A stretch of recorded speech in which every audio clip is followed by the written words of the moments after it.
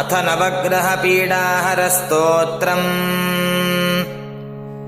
ॐ ग्रहाणामादिरादित्यो लोकरक्षणकारकः विषमस्थानसम्भूतां पीडां हरतु मे रविः। सूर्याय नमः। रोहिणीशः सुधामूर्तिः सुधागात्रः सुधाशनः विषमस्थानसम्भूतां पीडां हरतु मे विधुः। ॐ चन्द्राय नमः।